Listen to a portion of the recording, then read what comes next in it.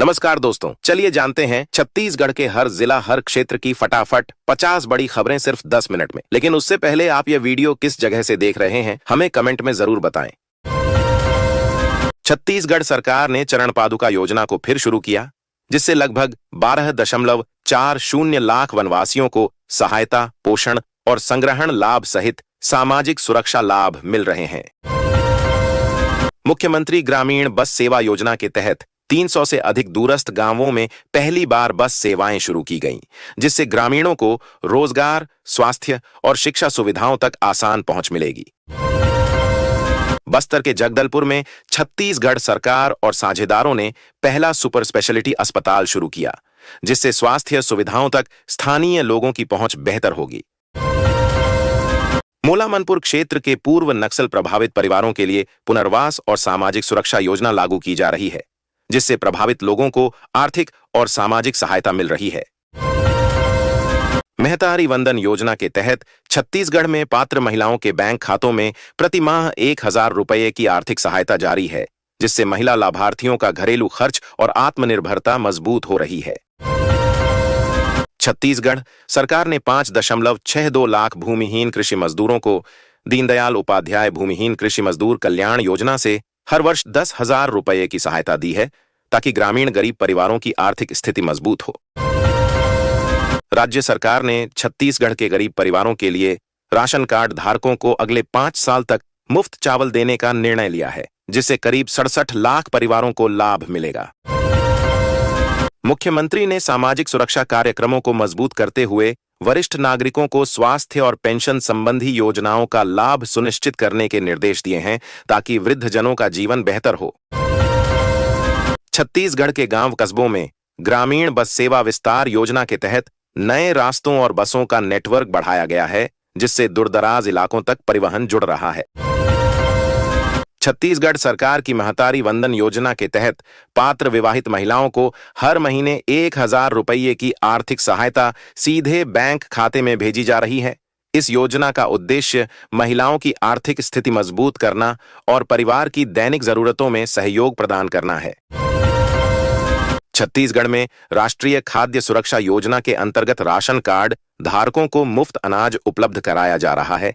इसके साथ राज्य सरकार पोषण सुधार और जरूरतमंद परिवारों को अतिरिक्त सहायता देने के लिए अलग अलग कल्याणकारी योजनाएं चरणबद्ध तरीके से लागू कर रही है।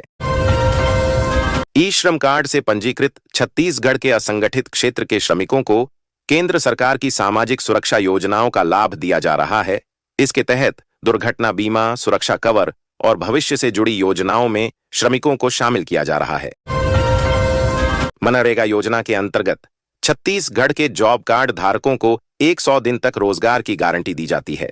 इस योजना में मजदूरी की राशि पूरी पारदर्शिता के साथ डीबीटी प्रणाली के माध्यम से सीधे लाभार्थियों के बैंक खातों में ट्रांसफर की जाती है।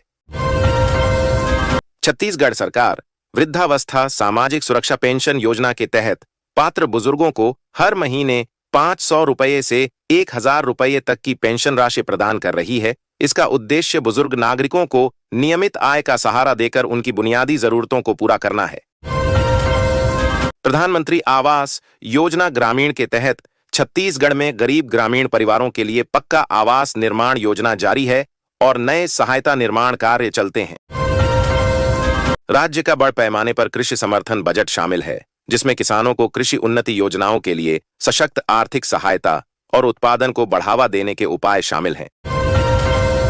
छत्तीसगढ़ सरकार ने असंगठित और माइग्रेंट श्रमिकों के लिए श्रमिक कल्याण कार्यक्रम लागू किए हैं, जिसमें स्वास्थ्य, सामाजिक सुरक्षा और आर्थिक सहायता जैसे लाभ शामिल हैं। महिला आजीविका मिशन के तहत राज्य में महिला स्वयं सहायता समूहों को ब्याज सब्सिडी, प्रशिक्षण तथा आर्थिक सहयोग प्रदान किया जा रहा है, जिससे महिलाएं स्वरोजगार से जुड़ सकें। बेरोजगार युवाओं के लिए कौशल विकास और प्रशिक्षण कार्यक्रम राज्य भर में जारी हैं, जिसमें प्रशिक्षण के दौरान स्टाइपेंड और रोजगार सहायता भी दी जा रही है। विधवा महिलाओं के लिए छत्तीसगढ़ में समाज कल्याण विभाग द्वारा पेंशन योजना चलाई जा रही है। इस योजना के अंतर्गत पात्र विधवा महिलाओं को हर महीने आर्थिक सहायता दी जाती है, जिससे वे आत्मनिर्भर बन सकें और जीवन यापन में सहूलियत मिल सके। छत्तीसगढ़ में दिव्यांग पेंशन योजना के तहत पात्र दिव्यांग लाभार्थियों को मासिक आर्थिक सहायता प्रदान की जाती है। इसके साथ ही सरकार द्वारा सहायक उपकरण उपलब्ध कराने और पुनर्वास से जुड़ी योजनाओं को भी लागू किया जा रहा है। राजीव गांधी किसान न्याय योजना के अंतर्गत छत्तीसगढ़ के किसानों को फसल उत्पादन के आधार पर प्रति एकड़ आर्थिक सहायता दी जाती है। इस योजना का उद्देश्य खेती की लागत कम करना और किसानों की आय को स्थिर व मजबूत बनाना है। छत्तीसगढ़ सरकार की गोबर खरीदी योजना के तहत ग्रामीण पशुपालकों से निर्धारित दर पर गोबर की खरीदी की जा रही है। इस पहल से ग्रामीण क्षेत्रों में अतिरिक्त आय का स्रोत बना है और गौठानों के माध्यम से स्थानीय रोजगार को भी बढ़ावा मिला है।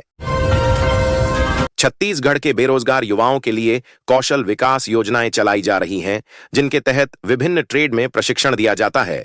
प्रशिक्षण अवधि के दौरान युवाओं को स्टाइपेंड सहायता भी प्रदान की जाती है, जिससे वे बिना आर्थिक दबाव के प्रशिक्षण पूरा कर सकें। छत्तीसगढ़ में छात्रों के लिए प्री मैट्रिक और पोस्ट मैट्रिक छात्रवृत्ति योजनाएं लागू हैं। इन योजनाओं के अंतर्गत पात्र छात्रों को पढ़ाई जारी रखने के लिए आर्थिक सहायता प्रदान की जाती है, जिससे शिक्षा बीच में न छूटे। महिला स्वयं सहायता समूहों को छत्तीसगढ़ में आजीविका मिशन के माध्यम से सशक्त किया जा रहा है। इसके तहत समूहों को प्रशिक्षण, ब्याज सब्सिडी और आर्थिक सहयोग दिया जाता है, ताकि महिलाएं स्वरोजगार से जुड़कर आत्मनिर्भर बन सकें। छत्तीसगढ़ भवन एवं अन्य सन्निर्माण कर्मकार बोर्ड के माध्यम से निर्माण श्रमिकों को शिक्षा, विवाह, चिकित्सा और अन्य कल्याणकारी योजनाओं का लाभ दिया जाता है। इसका उद्देश्य पंजीकृत श्रमिकों और उनके परिवारों को सामाजिक सुरक्षा प्रदान करना है। प्रधानमंत्री आवास योजना के तहत छत्तीसगढ़ के पात्र ग्रामीण और शहरी परिवारों को पक्का मकान बनाने के लिए निर्धारित सरकारी सहायता राशि दी जा रही है। इस योजना से गरीब और बेघर परिवारों को सुरक्षित आवास उपलब्ध कराने का लक्ष्य रखा गया है। छत्तीसगढ़ में सामाजिक सुरक्षा योजनाओं को आधार से जोड़ा गया है, जिससे पेंशन, मजदूरी और अन्य सरकारी लाभ सीधे लाभार्थियों के बैंक खातों में पहुंच रहे हैं। इससे पारदर्शिता बढ़ी है और फर्जी लाभार्थियों पर रोक लगाने में मदद मिली है। बस्तर में सुपर स्पेशलिटी अस्पताल शुरू होने जा रहा है, जिससे स्थानीय लोगों को उन्नत चिकित्सा सुविधा मिलेगी और स्वास्थ्य सेवाओं में बड़ा विस्तार होगा।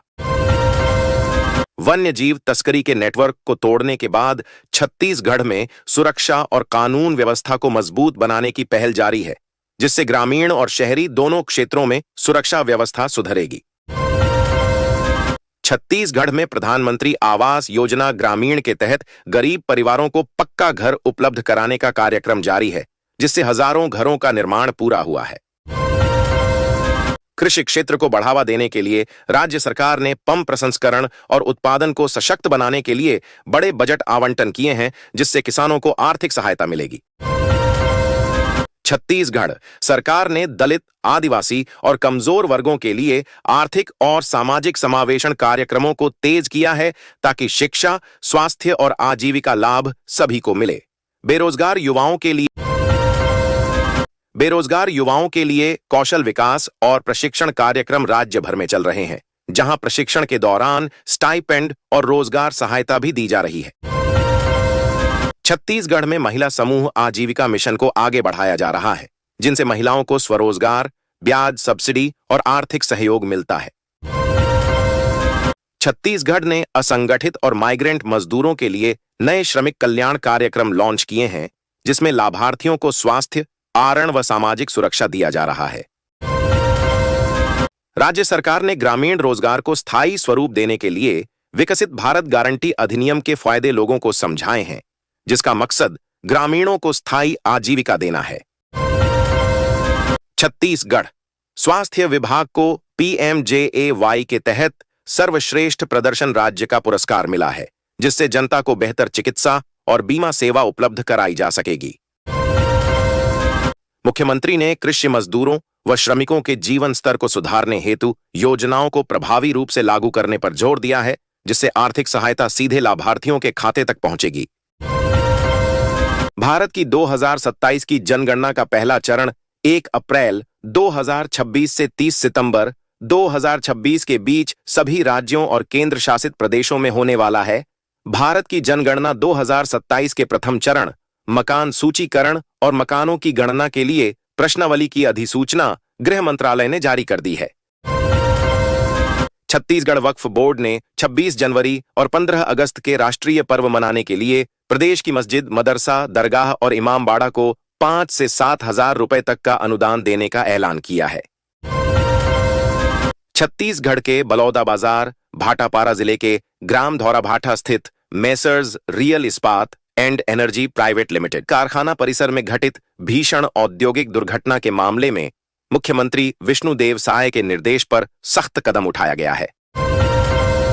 छत्तीसगढ़ के जांजगीर चांपा जिले के सिवनी नैला गांव में मंगलवार दोपहर एक चौंकाने वाली घटना घटी, जब एक बंदर ने 15 दिन की नवजात बच्ची को मां की गोद से छीन लिया।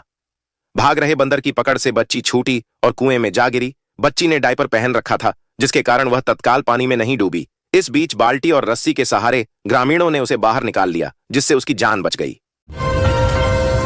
ITI, डिप्लोमा या ग्रेजुएशन, इनमें से किसी की भी पढ़ाई पूरी करने के बाद जो कैंडिडेट्स अपने करियर को लेकर टेंशन में हैं, उनके लिए बढ़िया अपॉर्चुनिटी है। छत्तीसगढ़ के सरकारी अस्पतालों में इलाज और जांच व्यवस्था को लेकर एक बड़ी और अहम पहल की जा रही है। राज्य सरकार ने पूरे प्रदेश के CG गवर्नमेंट हॉस्पिटल्स में पैथोलॉजी और रेडियोलॉजी जांच प्रणाली को पूरी तरह बदलने का फैसला किया है। छत्तीसगढ़ की राजधानी रायपुर में शुक्रवार से पुलिस आयुक्त प्रणाली लागू की जाएगी, जिसके तहत शहर के 21 पुलिस थाने नई व्यवस्था के तहत सीधे काम करेंगे। एक अधिकारी ने यह जानकारी दी।